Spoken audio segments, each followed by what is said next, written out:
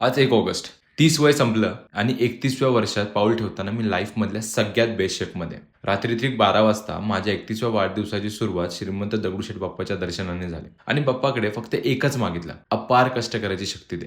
आणि त्यानंतर सकाळी 6 वाजता जेव्हा बाकी दुनिया झोपलेली असते त्यांच्या वाढदिवसाच्या दिवशी, मी जिममध्ये वर्कआउट करत होतो. कारण हे असं अचानक नाही झालं, यामागे एक मोठा प्रवास आहे. नोव्हेंबर 2025 जेव्हा मी 60 डेज ट्रान्सफॉर्मेशन करायचं ठरवलं होतं. डिसेंबरमध्ये 60 डेज ट्रान्सफॉर्मेशन माझं कंप्लीट झालं. 2026 मध्ये मी ठरवलं होतं की वर्कआउट कंटिन्यू करायचा, पण इनकन्सिस्टन्सी झाली, वर्कआउट इरेग्युलर झाला आणि प्रवास थोडा मध्ये थांबल्यासारखा झाला. पण मे 2026 मी पुन्हा स्वतःसोबत एक ठरवलं. यावेळेस कुठल्याही टाइमलाईनचं टार्गेट नव्हतं, पण 31व्या वाढदिवसापर्यंत एक वेल मेंटेन फिजिक बनवायची आणि गुड शेपमध्ये राहायचं ठरवलं होतं. पण मी तुम्हाला सांगतो, एक गुड शेपमध्ये राहणं इतकं सोपं नाहीये.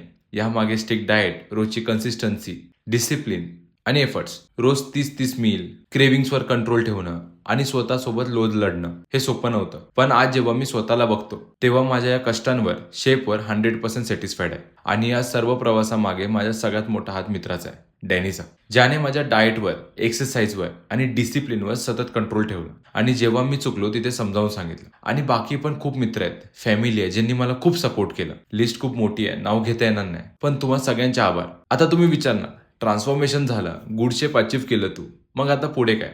इथे थांबणार की कंटिन्यू करणार? माझ्याकडून एकच उत्तर आहे, जस्ट वेट अँड वॉच. जर तुम्ही स्वतःच्या कष्टावर विश्वास ठेवता ना, तर कमेंटमध्ये हार्डवर्क टाईप करा आणि माझ्या 31व्या वर्षात ह्या नवीन जर्नीमध्ये सोबत राहण्यासाठी आत्ताच फॉलो करा फिट दाढीवाल्याला.